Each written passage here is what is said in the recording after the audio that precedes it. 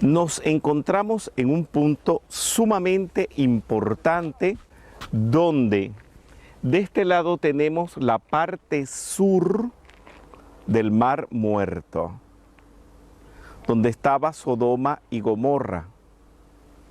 Y en la parte de aquí está la cueva de Lot y la tumba de Lut, que es lo mismo. Y vamos a ascender por estos peldaños hasta la parte superior.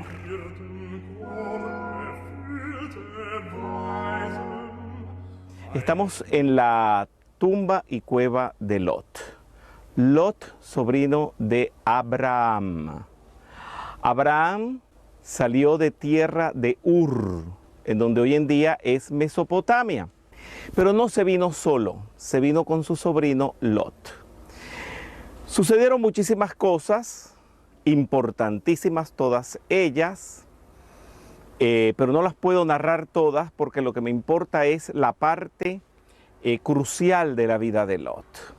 Entre las muchas otras cosas, Lot y Abraham se hicieron muy ricos pastoreando, y llegó un momento donde los pastores de Lot se pelearon con los pastores de Abraham, que si este cabrito es mío, que este cabrito es tuyo. Y Abraham tuvo una posición muy loable. Le dijo a Lot: ¿tú sabes qué? Vamos a separarnos. Cuando tú vayas para la derecha, yo voy para la izquierda. Cuando tú vayas para arriba, yo voy para abajo. Agárrate todo lo que quieras. Y Lot, ni corto ni perezoso, haciéndose el vivo, se agarró toda la vega del Jordán, lo que estaba más verde, donde estaban los pastos mejores, etc. Y le dejó lo más seco a Abraham. Les resumo la historia. Abraham bendijo su tierra y su tierra fue más próspera que la de Lot. Lot se agarró toda esta zona, toda la parte del Jordán y toda la parte donde hoy en día está el Mar Muerto. Se vino a vivir a Sodoma y Gomorra, que eran unas ciudades donde vivían en contra de las leyes. La Biblia y los textos hablan del pecado. La palabra pecado no existe en la Biblia. Esa es una palabra inventada. Lo que existe es la palabra errar.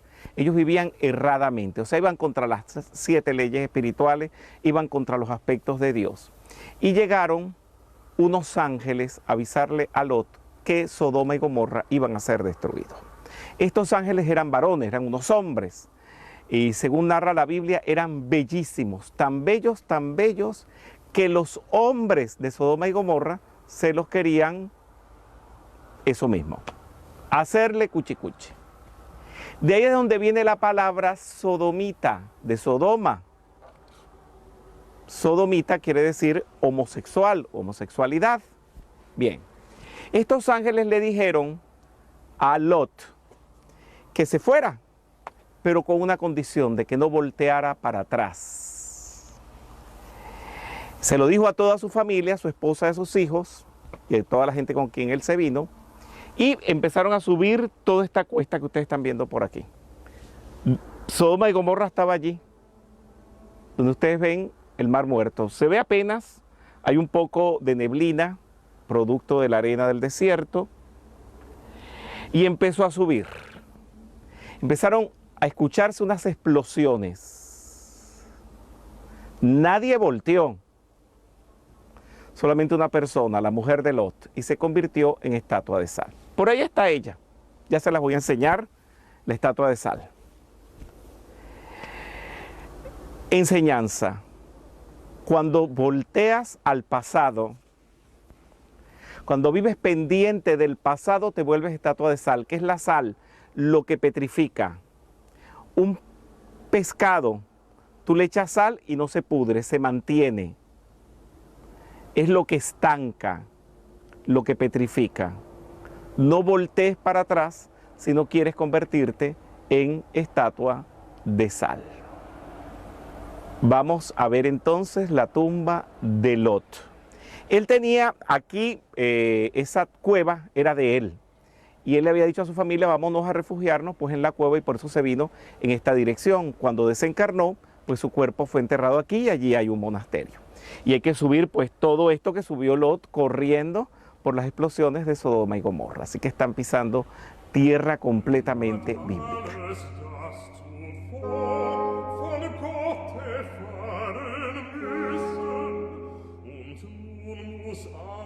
Bueno, nos encontramos en la cueva de Lot. Aquí al lado se ha hecho una iglesia, por supuesto, muy antigua. Y aquí está donde Lot se refugió con su familia, menos una, la mujer. ¿Por qué? Por estar mirando al pasado, por estar viendo lo que no debe mirar. Y por eso se convirtió en estatua de sal. La sal, recuérdense, es lo que conserva, lo que estanca. Uno no debe mirar nunca para atrás en la vida, para que no te vuelvas estatua de sal como la mujer de Lot. Apréndanse de eso eternamente en la vida, para que siempre les vaya bien. Entonces aquí Lot se metió, esperó que toda la catástrofe que había sucedido sobre Sodoma y Gomorra se tranquilizara y pues hicieron vida normal. Bueno, pasaron muchas cosas más que no es el momento para hablar de eso. Estudiosos del lugar dicen que todas las piedras que se ven negreadas son producto de la quema que produjo la explosión o las explosiones en Sodoma y Gomorra. Y hay verdaderamente vetas quemadas de piedras, tierra, producto de esa explosión de hace más de 3000 años en que sucedió lo de Sodoma y Gomorra.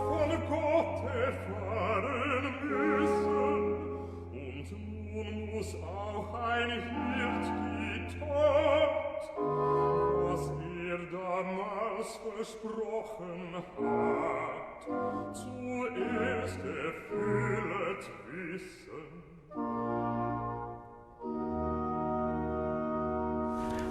Por ser este...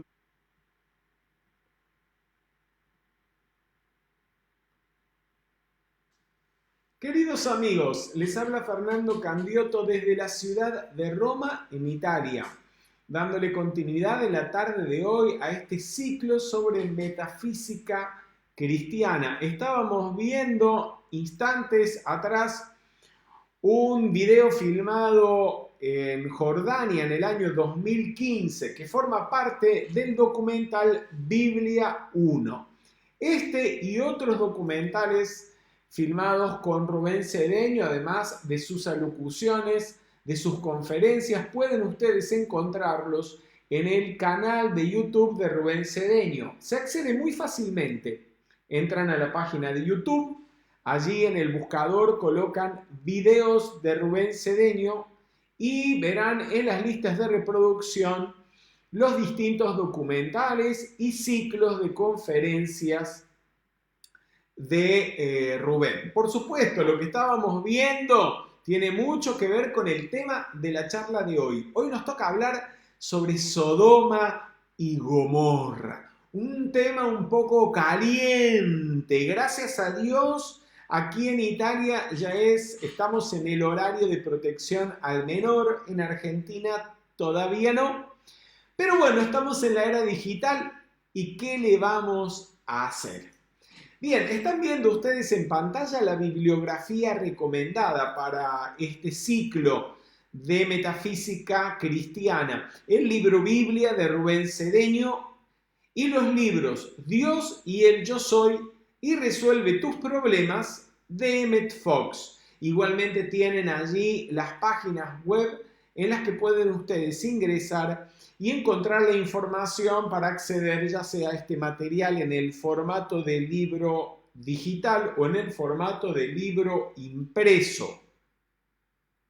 Muy bien, avanzamos con el tema de hoy y vamos a comenzar un poquito hablando de los personajes principales de la historia de hoy, de la historia de Sodoma y Gomorra, que no son otros que Lot y su familia.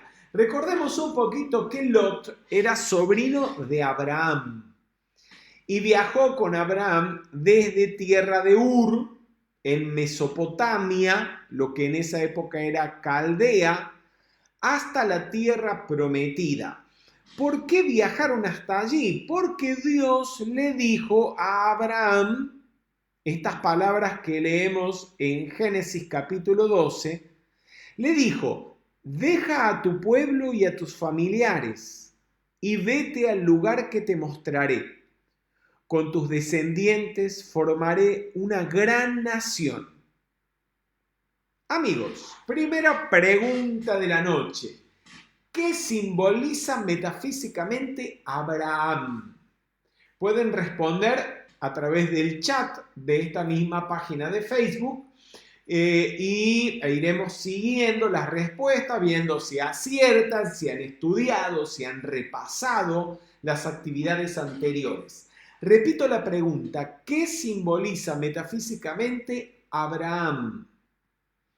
Muy bien. También, ¿qué simboliza dejar tierra de Ur para ir tras la tierra prometida? A ver si se les ocurre darle una interpretación. ¿Y qué es, a qué se refiere Dios con esa gran descendencia que le dará? Están viendo, muy bien, ya respondieron. Violeta Sánchez respondió, la fe, igual que Cecilia López y Camilo Torres. Efectivamente, el profeta Abraham, desde el punto de vista de la interpretación metafísica de la Biblia, simboliza la fe. La fe, por supuesto, en Dios, la creencia en que todo lo que va a salir, lo que va a suceder, es bueno. Están viendo ustedes un mapa donde están representados los viajes de Abraham, de su hijo Isaac y de Jacob. En rojo vemos el camino que hiciera Abraham hasta la tierra prometida. Y recordemos, la tierra prometida, ¿qué es?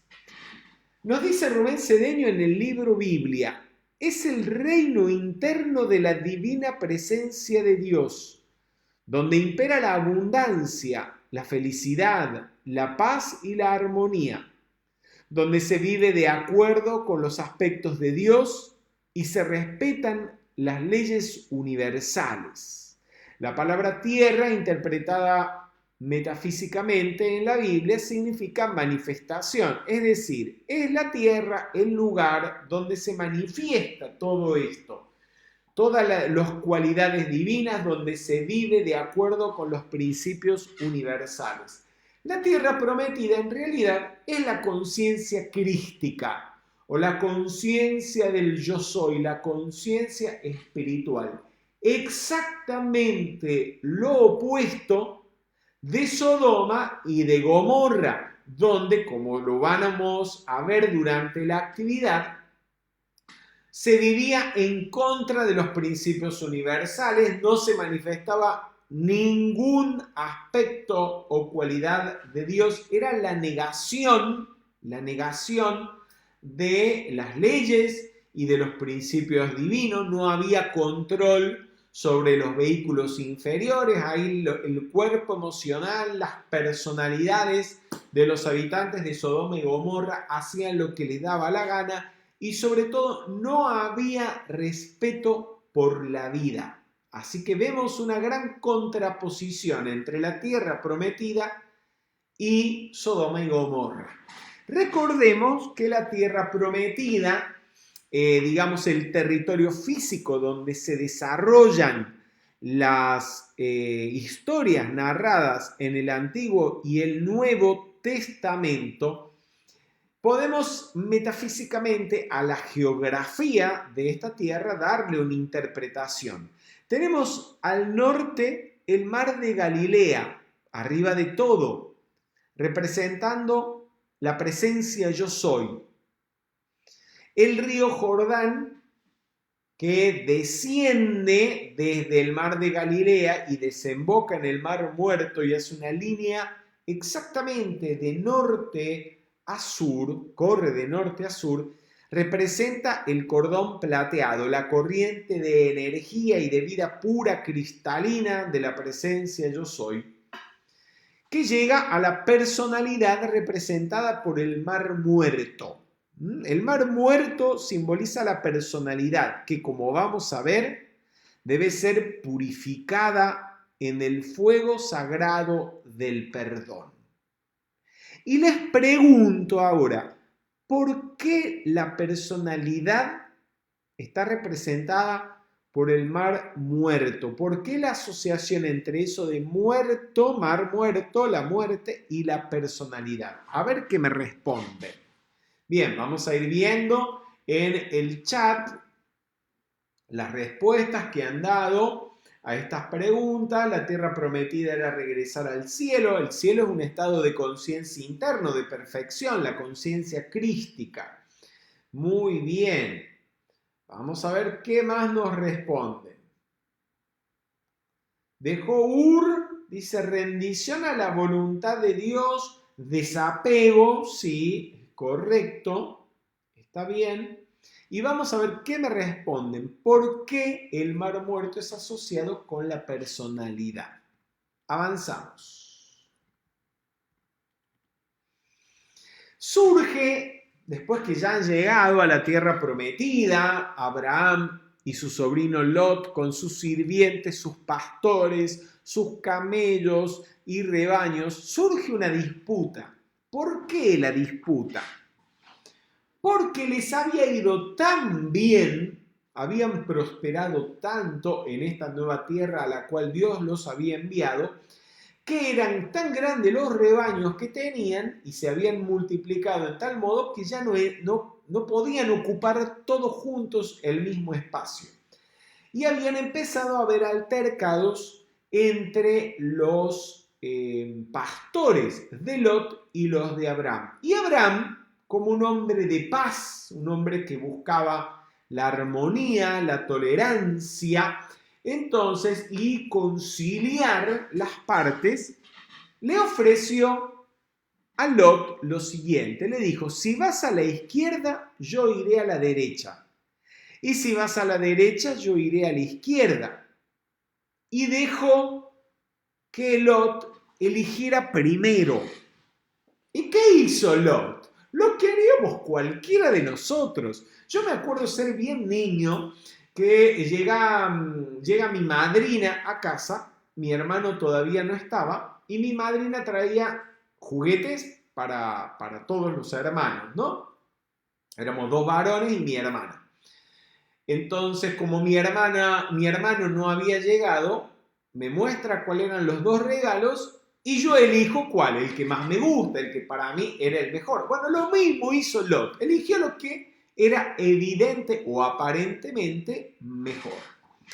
Entonces Lot escogió para sí toda la llanura del Jordán hasta Sodoma, que era tierra de riego, una tierra fértil, verde, ideal para que los rebaños pastaran. Mas los hombres de Sodoma eran malos y pecaban contra el yo soy, nos dice la Biblia. Gravísimo, gravísimo.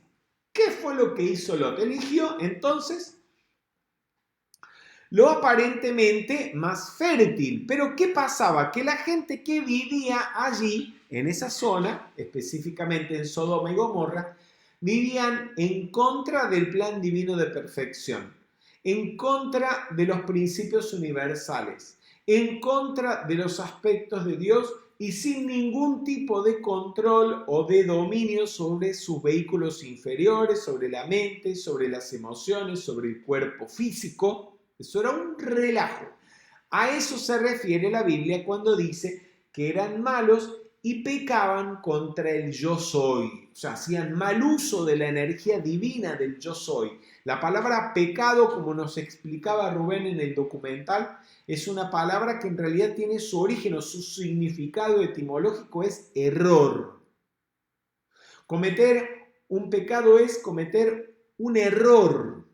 ¿Cuál era el error? Obviamente, mal calificar la energía del yo soy, con pensamientos negativos, con malas acciones, con sentimientos y deseos dañinos y destructivos. Entonces, en otras palabras, ¿qué hace Lot? Escoger el mundo de las apariencias, que parece ser lo mejor, parece ser lo real, parece ser lo importante, pero en realidad es perecedero, tiene inicio y tiene final. Es el mundo de la muerte. Y es la zona donde hoy en día está el Mar Muerto. Mientras que Abraham que aparentemente le queda la tierra más desértica, más seca, aparentemente no tan productiva desde el punto de vista físico, elige la vivencia espiritual, la vivencia interna, elige la conciencia crística. ¿Por qué? Porque ¿qué hace Abraham? Poner en práctica la enseñanza. No ir en conflicto, no ir al problema, mantener la armonía y la paz, y sobre todo poner en práctica unas palabras maravillosas de Jesús. Si te quitan la capa, dales también el manto, y el que te pide, no le niegues. Así Abraham elige la conciencia crística, que a la fin le va a traer mucho mayor provecho. A pesar entonces de que Lot había elegido la tierra más fértil, a Abraham le fue mejor que a su sobrino. Sus rebaños se multiplicaban más, era toda una maravilla. Y sobre todo, a Abraham se le devolvió la generosidad, el desapego, el dar con una motivación altruista, porque él había dado, en ese caso, la oportunidad a Lot de elegir lo mejor, con la motivación altruista de no luchar, no pelearse. ¿Cuántas veces vemos que dentro de una familia, entre hermanos, se pelean por una herencia, por un dinero, o le reclaman a los padres porque le dieron más a mi hermano, le dieron más a mi hermana, y todo eso genera un malestar, división, todo eso es separatividad, todo eso es vivir en Sodoma y Gomorra. Lo opuesto, que es vivir en conciencia crística, es mantener la armonía. ¿No? Hacer lo que sea necesario para mantener la armonía. Vamos a afirmar juntos: Dios me bendice y me prospera porque doy con alegría y desprendimiento. Muy bien, a ver, ¿qué es lo que me están respondiendo aquí? Han respondido bastante bien, dice Liliana O'Malley: la personalidad muere con la materia, no es espíritu. Claro, la relación del mar muerto es que el plano físico y el cuerpo, el mundo físico es el mundo de la muerte, porque es el mundo de lo perecedero que tiene inicio y tiene final. Ese final es lo que llamaríamos la muerte. Bien, seguimos. Pasó el tiempo, estaban ya separados Abraham y Lot, cada uno con su rebaño, con sus familias, y a Abraham se le aparecen 3 ángeles. Primero que nada, ahora aprovecho para seguir haciéndoles preguntas, les estoy tomando examen. ¿Qué fue lo que vinieron a anunciarle, entre otras cosas, estos 3 ángeles a Abraham? Y si lo recuerdan, ¿cómo se llama el lugar donde los 3 ángeles se le aparecieron a Abraham? Las 2 preguntas. ¿Qué le vinieron a anunciar de importante? ¿Y dónde fue que esos 3 ángeles se le aparecieron a Abraham? Muy bien. ¿Qué pasó? Que después del anuncio que estos 3 ángeles le hacen a Abraham, le dicen lo siguiente: el clamor contra Sodoma y Gomorra es muy grande, pero como dices, si encuentro 10 justos, en atención a esos 10, no la destruiré. Estos ángeles vinieron, entre otras cosas, a anunciarle que iban a destruir Sodoma y Gomorra. Y Abraham, a la fin y al cabo, compasivo, intercede por los habitantes de Sodoma y Gomorra y le dice: si hay aunque sea 50 hombres justos, por favor, ¿vas a destruirla? No, si hay 50 hombres justos, no la destruiré. Y si no hay 50, hay 45. Y así va descendiendo y va negociando, era muy buen negociante Abraham, va negociando con Dios hasta que llega a una base, 10. Si hay 10 hombres justos, no destruyo la ciudad. Eso nos deja ver la actitud de Abraham. Era un hombre compasivo, alguien que no andaba condenando a los demás por los errores cometidos, haciendo leña del árbol caído, como a veces vemos que la gente hace con los compañeros, con los conocidos, ¿sí? Cometen un error, ¿sí? Y entonces aprovechan para caerles encima. Esa no es una actitud crística, no es el ejemplo que nos da Abraham. Pero además de eso, entonces, cuando dice el clamor contra Sodoma, dice que Dios escuchaba las voces reclamando por los pecados de Sodoma y Gomorra. ¿Qué quiere decir eso? Por supuesto, no es que la gente estaba llamando, invocando a Dios para que destruyera a otros. ¿Cómo a veces podemos malinterpretar cuando leemos el Antiguo Testamento? Y uno se pregunta, bueno, pero ¿y esto es un Dios de amor o un Dios de perdón? Y no, si usted lo lee literalmente, no. Pero de acuerdo con la interpretación metafísica de la Biblia y conociendo los principios universales, es evidente que se refiere a la ley de karma. Esos habitantes de Sodoma y Gomorra habían hecho tantas barbaridades, habían cometido tantos crímenes, había tanta falta de respeto por la vida, que ese mal karma se les estaba devolviendo, estaba a punto de explotar e iba a destruirlos. Y recordemos que el Dios del Antiguo Testamento, el aspecto más pronunciado que vemos en la divinidad del Antiguo Testamento es la ley, el principio. Dios es ley, Dios es principio. Lo que estamos viendo es el funcionamiento y la acción de los principios universales. Bien, a ver qué respondieron, si respondieron algo. Los 3 ángeles le vinieron a anunciar a Abraham en Mambré. Muy bien, es Mambré, no Mambrú. ¿Sí? Porque Mambrú es el que se fue, ya saben dónde, a la guerra. Es Mambré, el lugar donde fueron anunciados. ¿Y qué más Pero nadie me está... Ah, sí, aquí, Augusto Elberti, que iba a tener un hijo. Eso fue lo que le anunció, no lo del sacrificio del hijo. No, el sacrificio vino después.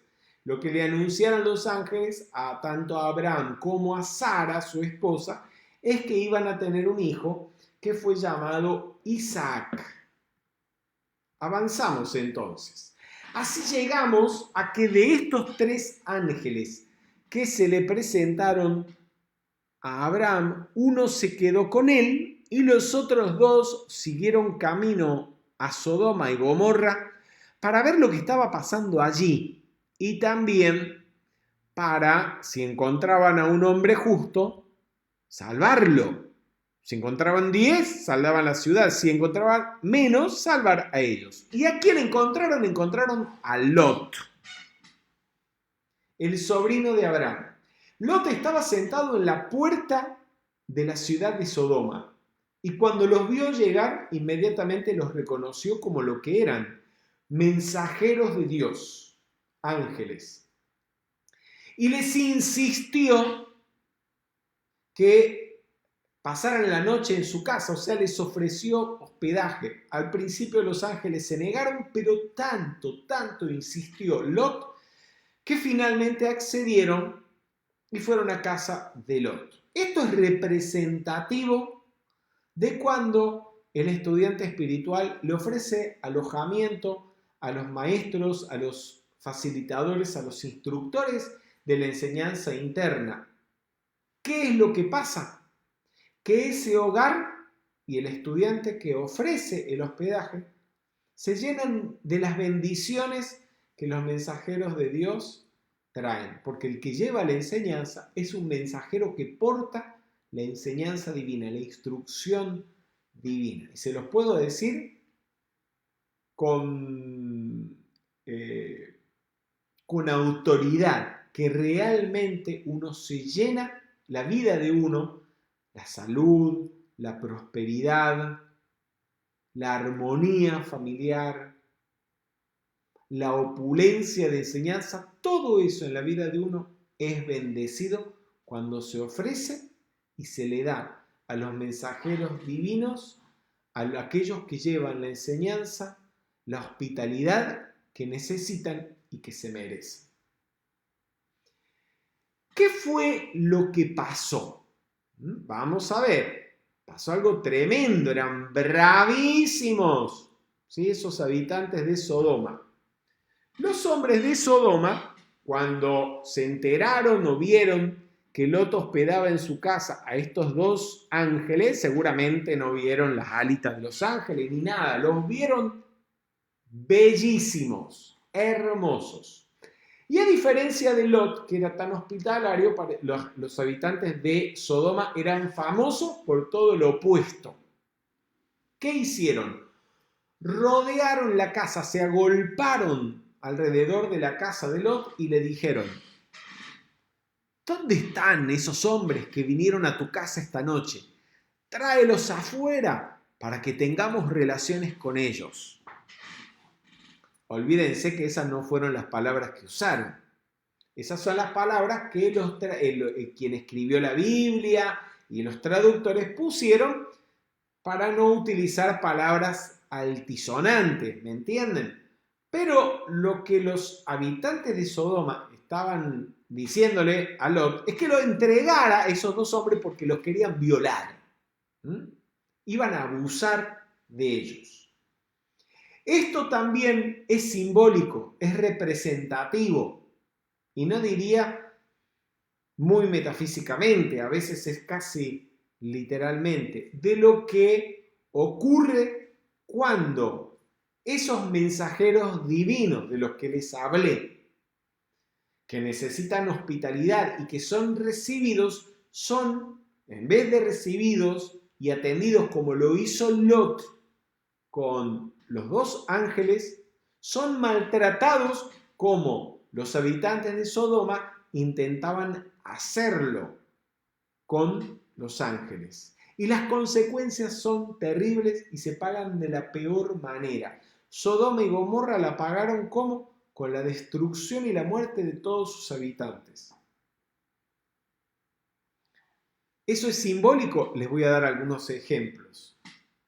Esto era una ciudad donde un facilitador de metafísica fue a dar actividades pagándose el pasaje con su propio dinero. Y no era su país. Fue recibido por una persona que se ofreció a organizar las conferencias, quien lo hospedó en su casa. En una habitación donde caían goteras al lado de la cama, pero eso no era todo. Donde cuando la gente llamaba por teléfono al facilitador no le pasaban la llamada. A la hora de comer solo le daban pizza comprada, no cocinaban nada en esa casa. Y a las conferencias iban miles de personas. Los organizadores recogían donación amorosa y al facilitador no le daban nada. Y estaba casi preso. Y además de eso, cuando el facilitador salía de esa casa, los dueños de la casa le abrían la valija y le toqueteaban, hurgaban entre sus cosas personales. Imagínense. El final del cuento, ¿cuál fue? Durante años, casi les diría durante décadas, en esa ciudad no se lograba consolidar un grupo de metafísica y siempre había problemas. Afortunadamente, como que esa energía ya se ha transmutado. En otro país, esto ya fue más grave, esto era todo un país, donde se organizaban congresos internacionales, donde se publicaban los libros de metafísica, donde se traducían los libros con las enseñanzas de los maestros, donde había grupos en todos los estados o provincias de ese país. Y el facilitador que coordinaba las actividades en ese país empezó a criticar, a hablar mal a condenar a su facilitador, que era el mensajero que le había llevado la enseñanza por primera vez a ese país. Predispuso buena parte de su grupo en contra de su facilitador. Y finalmente terminaron traicionando la causa. ¿Cuál es el final del cuento? Ese facilitador terminó en un manicomio internado. Los grupos de metafísica disueltos, y han pasado décadas y a los estudiantes que quedan les requiere mucho esfuerzo seguir adelante. Y a ese facilitador mensajero todavía no lo han vuelto a ver en ese país. Ni contarles cuando algún estudiante de la enseñanza ha tenido la mala idea de maltratar en repetidas oportunidades a su facilitador mientras lo hospedaba en su casa. Faltarle el respeto, maltratarlo, dejarlo e incluso llegar a echarlo de su casa. Todo eso tiene terribles consecuencias en la vida interna, espiritual de las personas involucradas, e incluso muchas veces las consecuencias son hasta físicas, materiales, ¿sí? Que incluyen la salud y la prosperidad o la economía de esas personas. Por eso estas cosas en la Biblia se cuentan, se narran, para que uno a través de estos símbolos tenga ejemplos de cómo proceder correctamente, como lo hacía Abraham, por ejemplo, y cómo no proceder, qué no hacer jamás.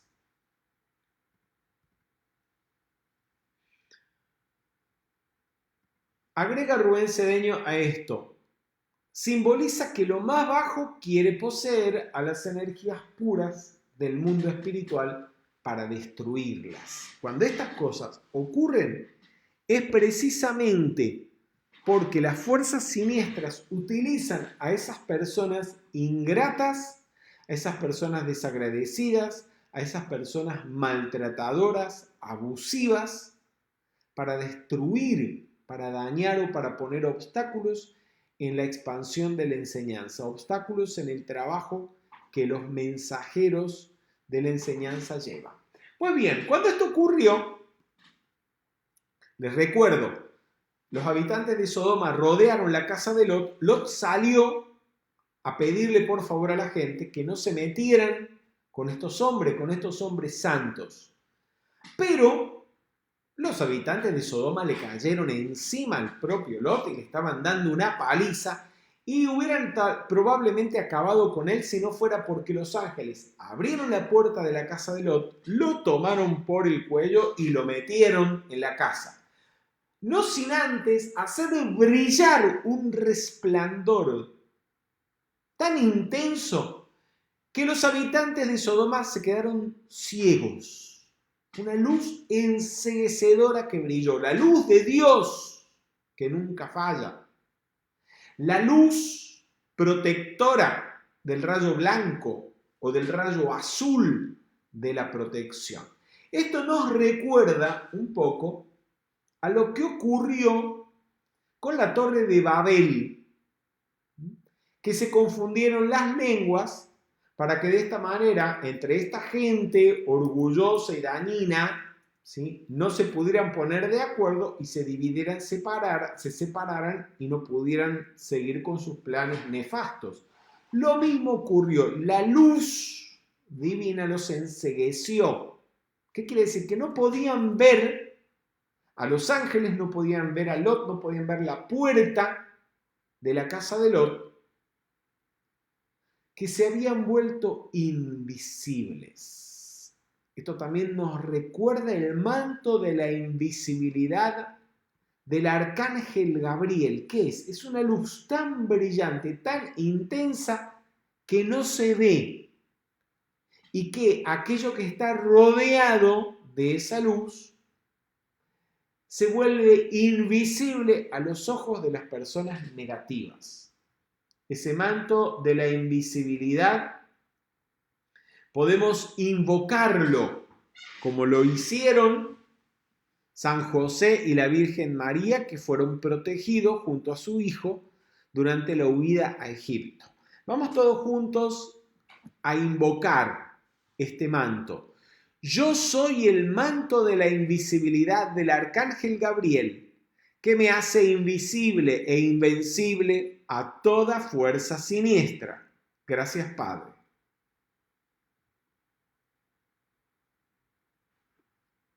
Bueno, amigos, si tienen preguntas, por supuesto, las pueden hacer a través del chat y en la medida de lo posible trataremos de responderlas. Sodoma y Gomorra. Nos dice Rubén Cedeño en el libro Biblia. Son ciudades bíblicas actualmente hundidas en el Mar Muerto. Simbolizan el terror del umbral y el inconsciente lleno de grabaciones negativas, programaciones destructivas, traumas complejos, suciedades del pasado, deseos insatisfechos y ansias frustradas. ¿Me recuerdan qué es lo que representaba el Mar Muerto en el mapa de Tierra Santa? ¿Me recuerdan qué simbolizaba? Sodoma y Gomorra entonces son el inconsciente donde está acumulado todo lo negativo, todos los hábitos destructivos, los conceptos recalcitrantes, los deseos egoístas, los apegos al pasado, los samskaras, que son los hábitos negativos, lo opuesto a los momentums de los que tanto leemos en los libros de los maestros, que son los ímpetus acumulados de las energías positivas o de las cualidades divinas. Tenemos, por un lado, los momentums, esos ímpetus acumulados de virtudes divinas. Y en el otro extremo, lo opuesto, acumulados en el inconsciente, los samskaras, los hábitos negativos y destructivos, que están alojados en el inconsciente, mientras que los momentums se acumulan en el cuerpo causal. A ver qué me dicen. Muy bien, Brígida Fernández, Norma Martínez, Augusto Elberti, Sonia Galarza, todos respondieron correctamente. El Mar Muerto es la personalidad. Y Sodoma y Gomorra es lo más profundo de la personalidad, donde está acumulado lo negativo, que es el inconsciente. Veamos qué es el terror del umbral. El terror del umbral es un monstruo conformado por la acumulación de lo negativo y destructivo que una persona ha generado a través de su vida y de sus encarnaciones, que en un momento se interpone delante de la conciencia crística y la mónada, impidiendo el logro de las iniciaciones y la ascensión. Ese terror del umbral, ese monstruo, esa creación que es una acumulación de todo lo negativo de todas las encarnaciones, aparece en la vida del señor Gautama cuando el señor Gautama está a punto de iluminarse. Y simbólicamente es representado por Mara y las legiones de Mara y las hijas de Mara. Mara viene a ser como el nombre del demonio Satanás dentro del Buddha Dharma. En la vida del Maestro Jesús también es representado por la aparición, las tentaciones de Jesús en el desierto, cuando estando en el desierto se le aparece Satanás para tentarlo. Eso eran las energías negativas acumuladas, que sabiendo que están a punto de desaparecer, que van a ser completamente transmutadas, hacen todo lo posible por sobrevivir, por engañar a la mente, engañar a los sentimientos, engañar a la conciencia, para que el estudiante desprevenido siga alimentándolas con la mala calificación de la energía. También los santos muchas veces hablaban de ser tentados o de pasar estos periodos de tentación que no son otra cosa que el terror del umbral. Muy bien, dice el maestro Saint-Germain en sus libros: agradezco que se les evite el pleno impacto de enfrentar al morador del umbral a través de la piadosa gracia de la llama violeta consumidora.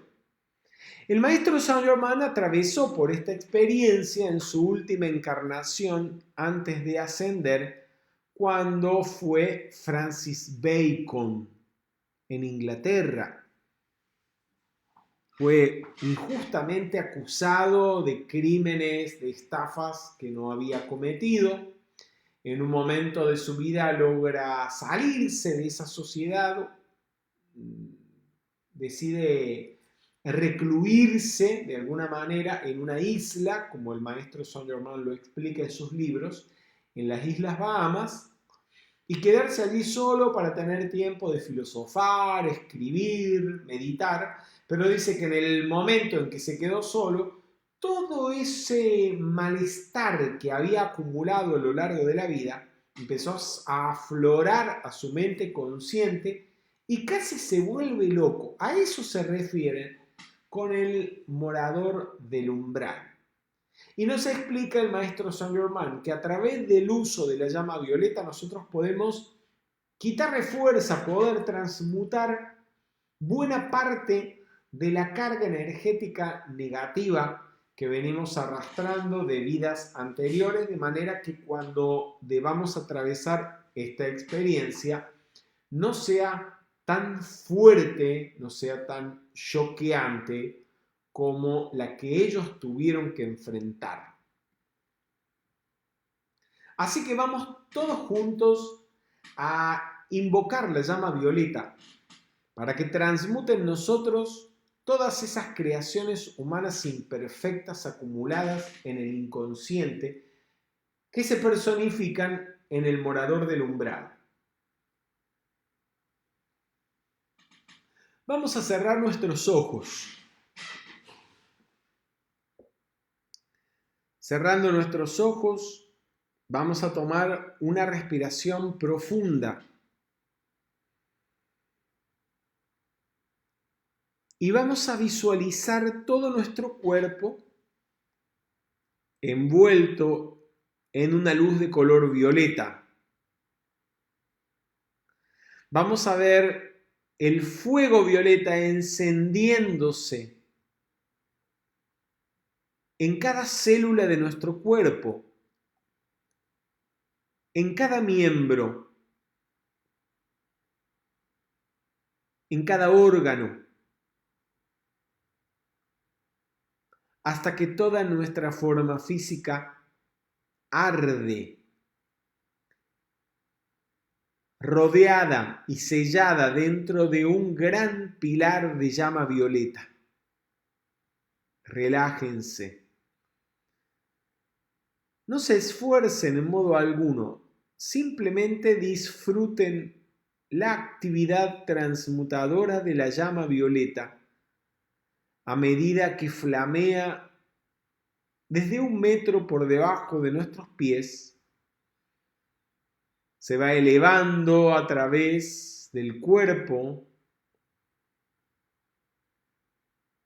y va consumiendo en nuestra aura, en nuestro mundo emocional, en nuestra mente, recuerdos inarmónicos, sentimientos discordantes, pensamientos negativos.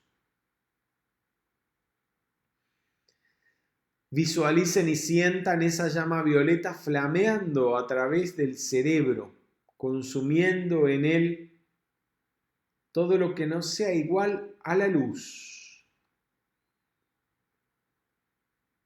transmutando nuestro inconsciente, purificándolo, llenándolo de luz.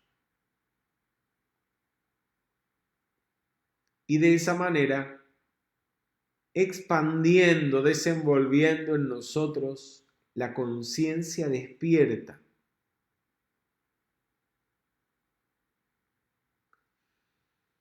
Y ahora abramos los ojos y decretemos: yo soy la ley del perdón y del olvido y la llama violeta transmutadora que consume y disuelve todos los errores cometidos por mí y por toda la humanidad.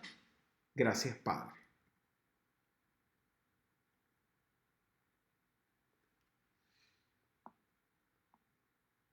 Continúa el Génesis de la Biblia diciéndonos explicando que los ángeles le ordenaron a Lot que se fuera con su familia porque iban a destruir la ciudad y les dijeron: no mires hacia atrás, ni te detengas en ningún lugar de la región baja. Escapa a las montañas para no ser aniquilado. Recordemos, ¿qué simbolizan las montañas en la Biblia? Cuando le dice no mires hacia atrás, es evidente, es no mirar al pasado, no mires lo que estás dejando, no mires la casa que estás abandonando, las propiedades que no podés llevar contigo, no mires la vida que estás abandonando, desapegate. Le dice, no te detengas en ninguna región baja, o sea, no te quedes en un bajo estado de conciencia. Por el contrario, ve hacia arriba, hacia las montañas. ¿Qué son las montañas? Siempre en la Biblia las montañas son un alto estado de conciencia. Recordemos que Jesús iba a las montañas a orar. Y aquí nos está dando, o nos están dando los ángeles, con estas palabras, la clave para superar cualquier situación crítica. No quedarse abajo en un bajo estado de conciencia, no mirar atrás, no mirar al pasado, elevar nuestra conciencia a la conciencia crística, a un estado positivo. Esa es la forma de superarlo.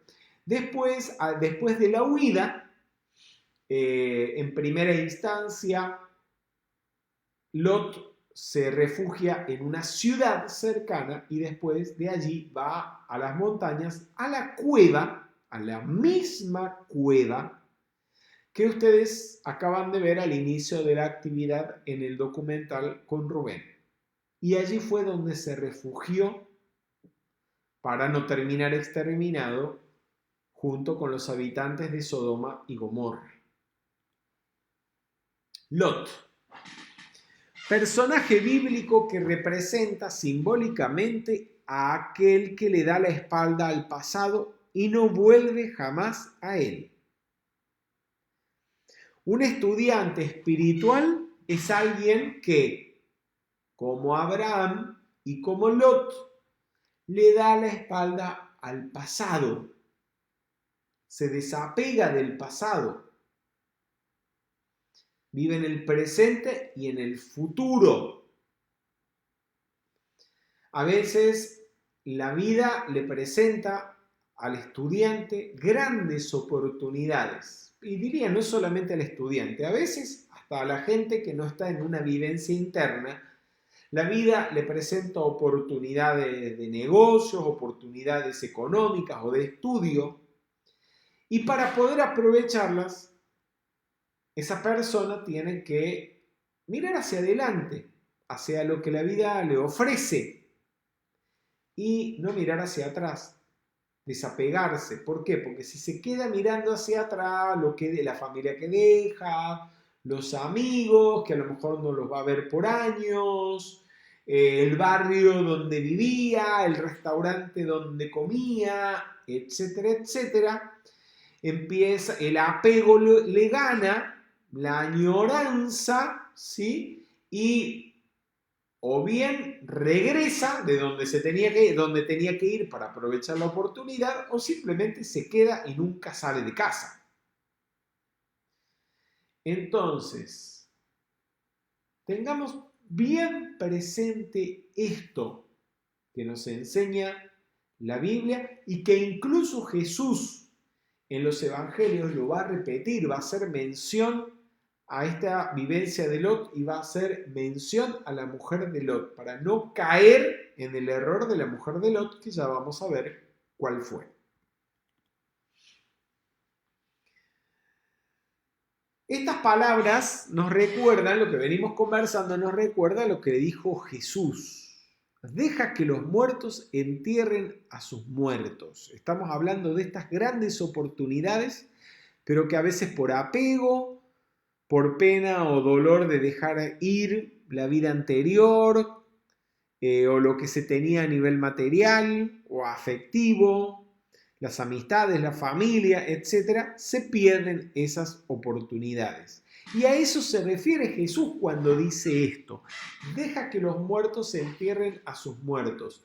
Recordemos el contexto. Se acercan personas y le dicen al maestro: queremos seguirte, queremos ser tus discípulos. Y Jesús los recibe. Pero uno de ellos le dice: maestro, por favor, antes de seguirte, dame permiso para volver a casa. Mi padre acaba de morir y tengo que enterrarlo. Y Jesús le dice: deja que los muertos, algo que puede sonar muy fuerte, le dice: deja que los muertos entierren a sus muertos.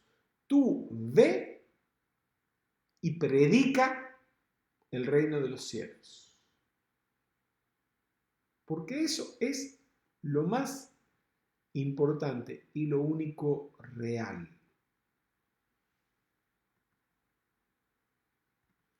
Y está diciendo: deja que los muertos entierren a sus muertos. Estaba el muerto, que era solamente un cadáver, un cuerpo. Allí el alma del padre, del discípulo en cuestión, no estaba más. Y los que viven para la vida material exclusivamente y no para el desenvolvimiento de su conciencia crística, esos que viven solamente para la materia tiene inicio y tiene final, es la muerte. Por lo tanto, son como muertos vivientes. Qué fuerte todo esto, Dios mío.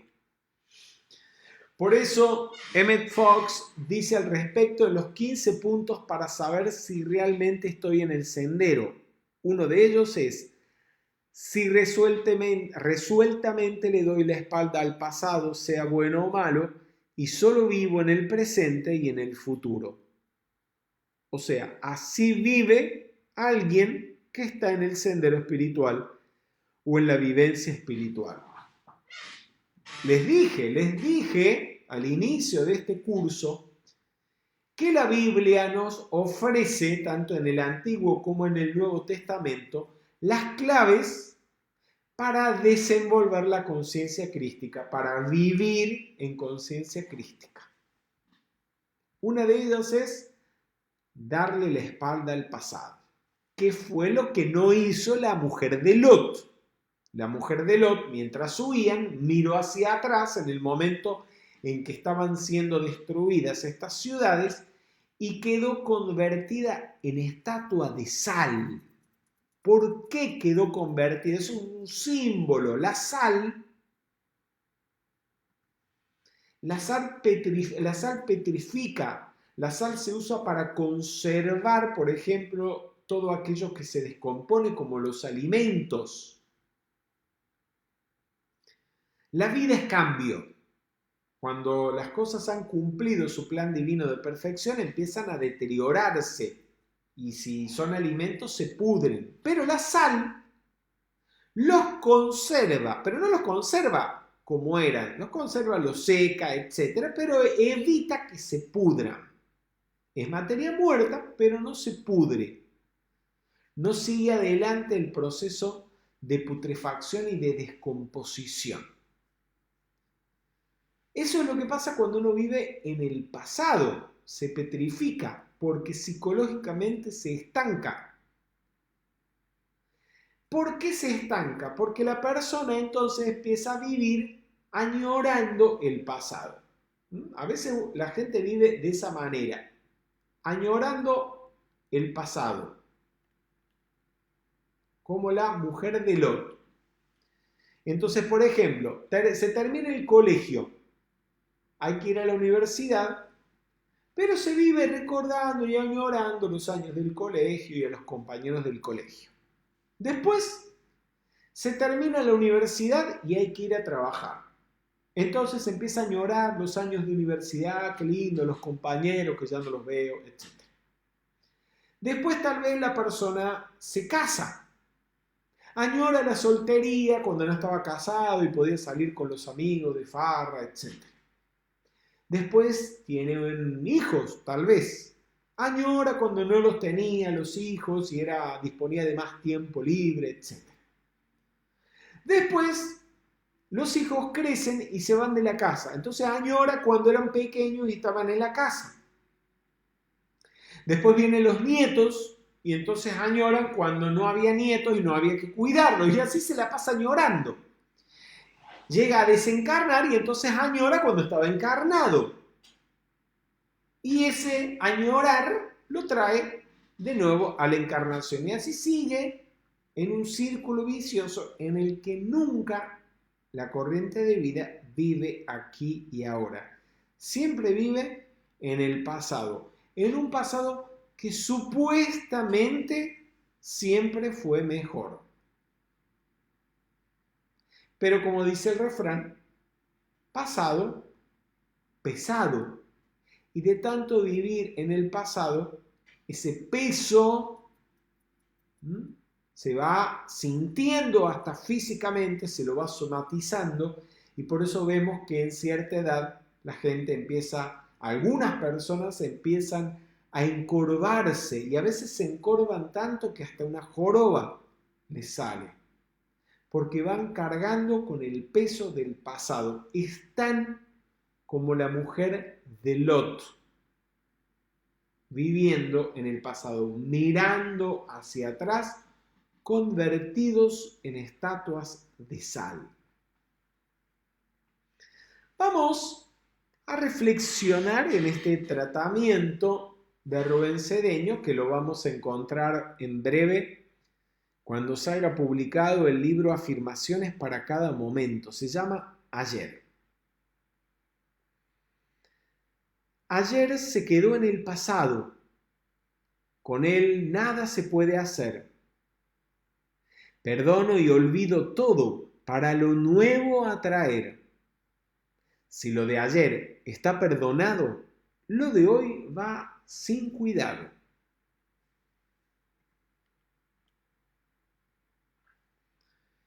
Están viendo ustedes en estas fotos a la mujer de Lot. Sí, créanmelo, yo lo vi con mis propios ojos y ustedes pueden ver el video, está la locución de Rubén Cedeño, entran en el canal de YouTube de Rubén Cedeño, buscan el documental Biblia 1 y van a ver en el link Mujer de Lot, van a ver las imágenes en directo.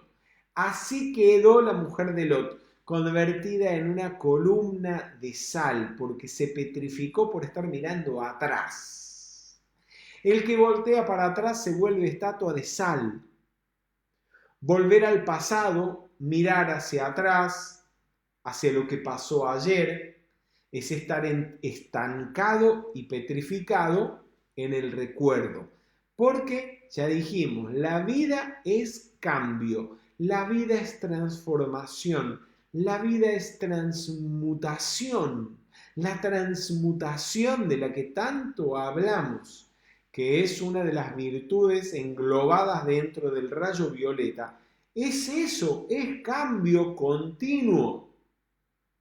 Mientras que estar siempre recordando lo que fue, apegado al pasado sin querer cambiar, es lo opuesto. Y como no es posible, requiere un esfuerzo que termina convirtiéndose en sufrimiento el no cambiar. Y al final, eso que uno quiere que no cambie, a la final termina cambiando porque desaparece como toda forma en el universo. Porque es impermanente.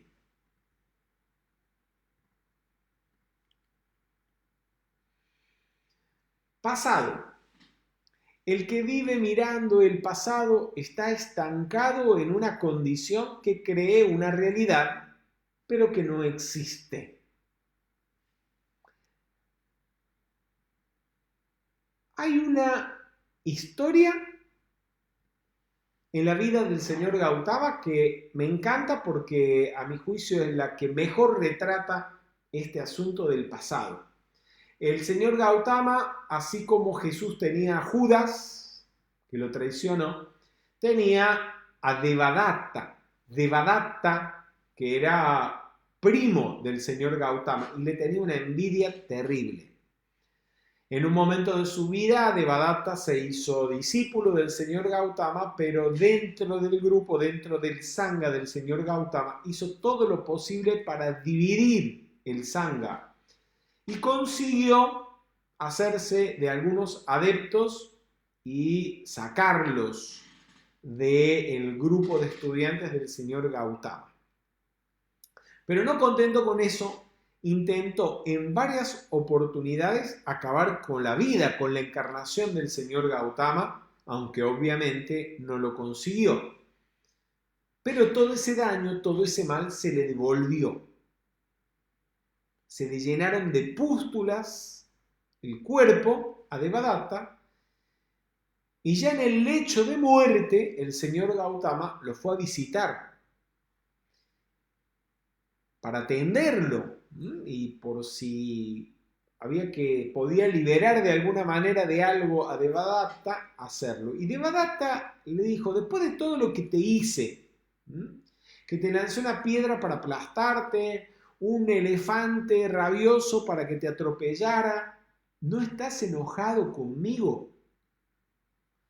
Y el Buda, el señor Gautama, le respondió, no, yo no estoy enojado contigo, porque ni tú eres ya el que lanzó la piedra o el que soltó el elefante, ni yo soy aquel a quien le lanzaron la piedra o a quien iba a atropellar el elefante.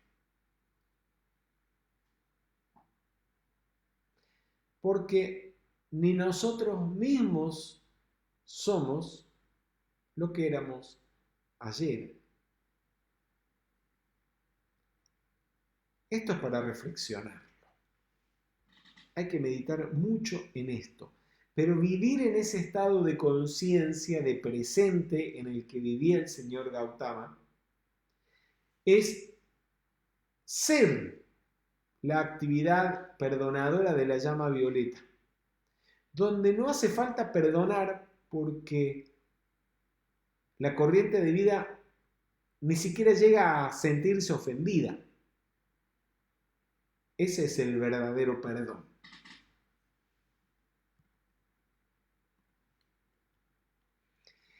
El pasado solo existe en la memoria del que lo piensa, lo que significa que el pasado es subjetivo, porque si está solamente en la memoria del que lo piensa, del que lo recuerda, quiere decir que otra persona, aunque esté al lado, aunque haya vivido aparentemente las mismas circunstancias, lo que tiene en su mente, en su memoria, es distinto, es subjetivo el pasado. Y esto lo pueden comprobar. Hablaba semanas atrás con mi hermana y conversando sobre vivencias que tuvimos de niños. Obviamente nos criamos juntos, pasamos los primeros 20 años de nuestra vida conviviendo en la misma casa, en el mismo hogar. Conversando cómo lo habíamos vivido uno, cómo lo había vivido el otro, me sorprendió o nos sorprendió cómo lo que para uno había sido una experiencia feliz, para otro tal vez no lo había sido tanto. La relación que habíamos tenido dentro del hogar con los distintos miembros no había sido igual. no había sido la misma. Por lo tanto, los recuerdos de mi hermana y los recuerdos míos al respecto de esos 20 años en los que convivimos resultaban ser muy diferentes. Lo que significa que el pasado no está en ninguna parte, sino dentro de tu mente. ¿Y cuántas cosas hay de tu pasado que no recordás? La mayoría. Pues bien, si hay tantas cosas que no recordás, ni te interesaría recordarlas, ni harás el esfuerzo por recordarlas, ¿qué tal si a aquellas que no nos sirven para nada, que nos amargan la vida, que nos deprimen, que nos entristecen, que nos enojan, simplemente las olvidamos, las borramos?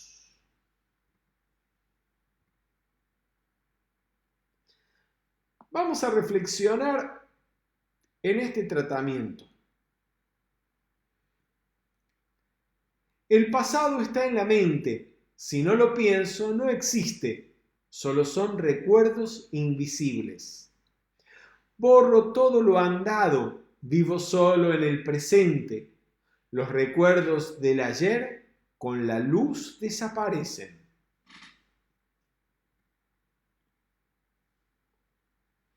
La naturaleza detesta el pasado. Cuando algo cumple con su plan divino de perfección, cumple con su razón de ser, inmediatamente entra en un proceso de descomposición o de putrefacción, según el caso. Viene la Madre Kali,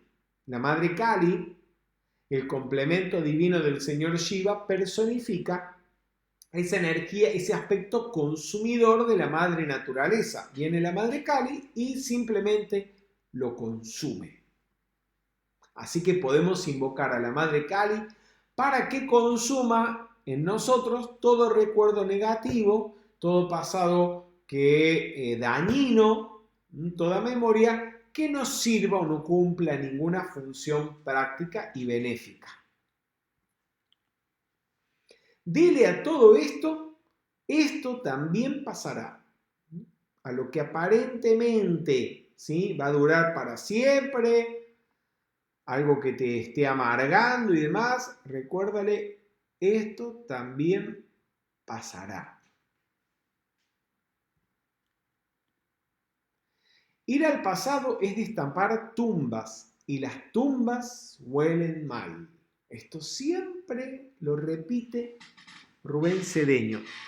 Una vez que el problema se resolvió, una vez que habiéndose cometido un error, se ha hablado con quien había que hablar o se ha concienciado el error, se ha perdonado lo que había que perdonar, no se vuelve a hablar del asunto, porque si se vuelve a hablar del asunto, se lo recrea, o se abren heridas, o se destapan tumbas. Y cuando se abren las heridas, duele, y cuando se destapan tumbas, huelen mal.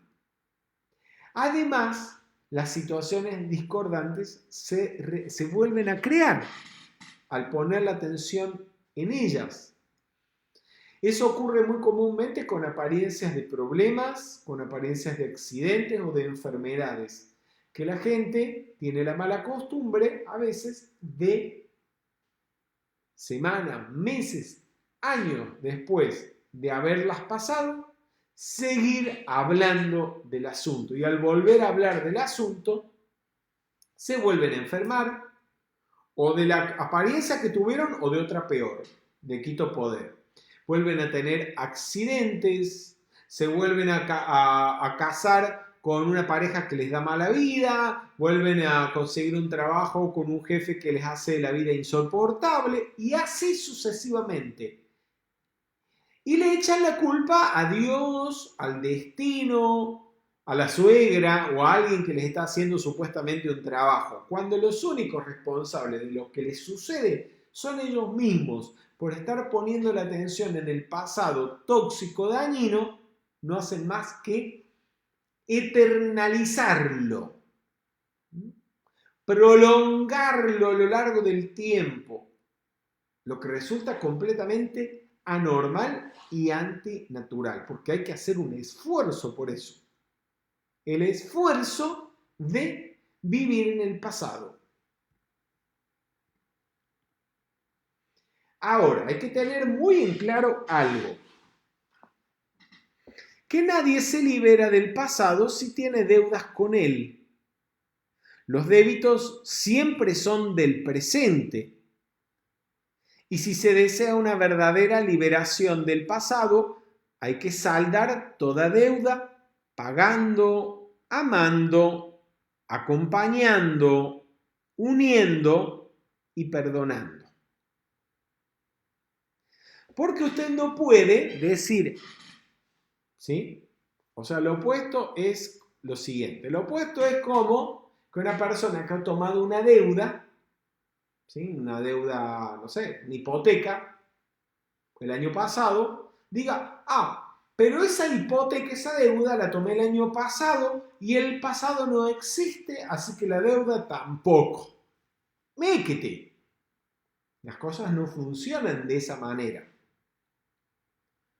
Usted no puede decir, porque usted no puede utilizar las leyes o utilizar los rayos, por ejemplo, para burlarse de las leyes naturales. Como decir, bueno, yo me voy a olvidar de todo lo malo que hice para sentirme tranquilo y sentirme con la conciencia limpia. No, usted para sentirse con la conciencia limpia la tiene que limpiar primero. Y para limpiar la conciencia tiene que pagar las deudas que tenga. Sea con usted mismo y con los demás, sean deudas económicas, sean deudas de amor, sean deudas del tipo que sea. Si hay que hablar con alguien, hablar, resarcir de alguna manera el error cometido y sobre todo concienciarlo. Recién cuando esto se ha hecho es que usted puede pasar eso al olvido porque verdaderamente ha dejado de ser una situación presente y se ha convertido en algo pasado. Pero una deuda, no importa cuándo se haya tomado, mientras no se pague, sigue estando y sigue siendo presente.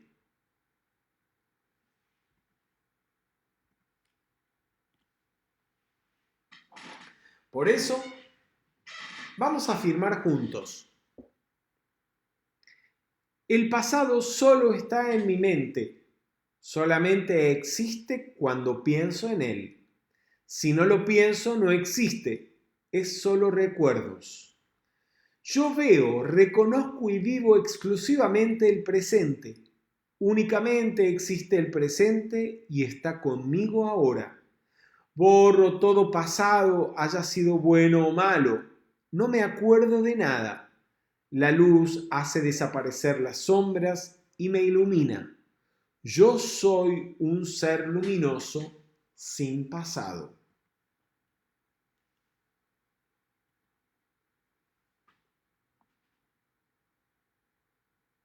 Sí, como dice acá Paloma Betancourt, se pasa de lista la persona, ¿no? Es muy fácil decir, yo no debo nada, eso es pasado, y en realidad no se ha resuelto nada.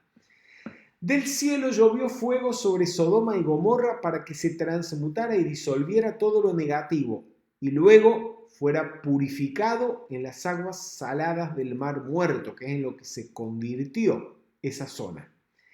El inconsciente, representado por Sodoma y Gomorra, debe ser transmutado por el fuego violeta. Al inconsciente tiene que lloverle el fuego consumidor de la ley del perdón, para que éste consuma y disuelva todo registro y memoria tóxica. Recordemos que la llama violeta o la ley del perdón funciona también, como nos explica el Maestro Jesús en el Padre Nuestro, perdonando nosotros primero. Si queremos que la vida nos perdone, primero tenemos que perdonar a otros. Y así como hemos perdonado las deudas de los demás, la vida nos perdonará las propias. Así que diariamente es importante hacer este ejercicio de perdón. Invocar la llama violeta no solamente para uno, sino para todos los seres, para tanto conocidos como desconocidos. Vamos juntos a hacer la invocación. Yo soy la ley del perdón y del olvido y la llama violeta transmutadora que consume y disuelve todos los errores cometidos por mí y por toda la humanidad. Gracias, Padre. Y recuerde lo que dice el maestro Saint Germain, que ningún ser humano hace suficiente uso de la llama violeta, que nunca es demasiado el uso que usted haga de la llama violeta, porque no sabe cuánta es la mala calificación de la energía que ha generado en el pasado. Así que hasta que uno se libere completamente, hay que continuar invocando y aplicando en la propia vida la ley del perdón y del olvido. Mar Muerto. Este mar, ubicado en la frontera entre Israel y Jordania, representa la muerte, el pasado, la purificación del pasado y el inconsciente, donde se almacenan grabaciones, traumas y heridas. A 400 metros bajo el nivel del mar, el Mar Muerto es el lugar más hondo de la Tierra. Es casi una cosa impresionante que no se puede creer. 400 metros por debajo del nivel del mar. Y la salinidad del Mar Muerto es tal que multiplica por 10 la de cualquier océano. Imagínense. Entonces, eso hace que sea muy pesada el agua. Ya vamos a ver. Por principio de correspondencia, el Mar Muerto representa el inconsciente, ya que es el nivel más profundo, es el más profundo en la Tierra y simboliza el nivel más profundo de la conciencia en el ser humano, que es el inconsciente, aquello que no tenemos, de lo que no nos damos cuenta, ¿no? Pero lo tenemos grabado por dentro. Y el fondo del Mar Muerto está a 800 metros debajo del nivel del mar. Es una cosa impresionante. Es tan salado, hay tanta concentración de sal en el agua del Mar Muerto que cuando uno se introduce, como ustedes lo están viendo, eso no es ningún truco, es real. Yo lo he visto con mis ojos y lo he vivido, solo que tendré que volver, no sé por qué motivo, no me saqué una foto cuando me metí. Pero también entré con un periódico, con un libro, para ver si realmente era eso así, y es algo increíble. Cuando uno se introduce en el Mar Muerto, flota, porque el agua es más pesada que el cuerpo humano. Así de pesada es la carga del inconsciente. Así que ya saben, cuando tengamos la oportunidad de ir al Mar Muerto, pues me recuerdan. Alguno de ustedes me saca la foto, por favor, ¿sí? Para tener un registro. Como bien Silvina Saucedo nos está recordando, el nombre del Mar Muerto se debe a que, a causa de la extrema salinidad, ningún animal logra vivir en esa agua, en ese espejo de agua. Ahí no hay peces.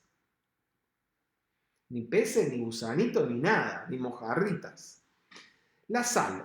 La sal es símbolo del pasado, nos dice Rubén Cedeño, símbolo de estancamiento, pero también de purificación, porque así como la sal es utilizada para conservar los alimentos y que no continúen descomponiéndose o pudriéndose, según el caso, también la sal se usa para limpiar, para purificar. Por ejemplo, cuando usted se baña en el Mar Muerto, todas las heridas, ¿sí?, se desinfectan e incluso acelera el proceso de cicatrización, porque obviamente, no solo, así como no se puede descomponer algo que está pudriéndose cuando se le coloca sal, pues tampoco los microbios y demás que podrían hacer daño o entrar por la herida o infectarla pueden sobrevivir en un agua con tanta sal. Por eso el agua también es purificadora.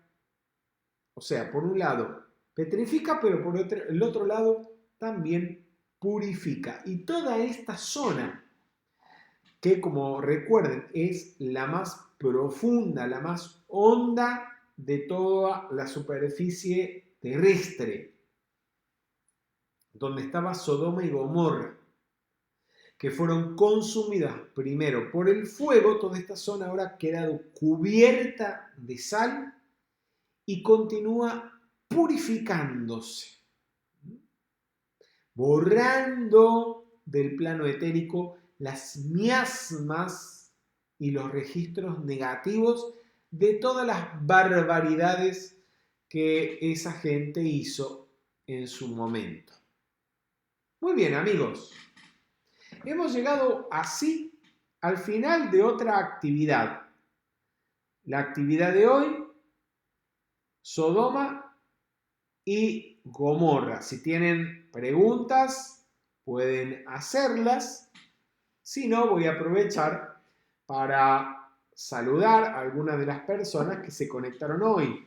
Vamos a mandarles saludos a Nilda Ruiz, a Liliana O'Malley, a Greti Peralta, María Inés Pintos desde la ciudad de Buenos Aires, Paloma Betancourt, Valentín Ábalos, Samantha Alpuín, Ernestina Cruz Fernández, Norma Martínez también desde la ciudad de Buenos Aires, Cecilia Anastasi desde zona norte, San Isidro, Omelia Atencia, Ime Guti, Elena Espínola y tantos otros de ustedes, Liliana Cáceres desde la provincia de Corrientes en la República Argentina, Virginia Damario desde Sao Paulo, Brasil, Julio César Fochesato desde Mar del Plata y a todos los que semanalmente están siguiendo estas actividades.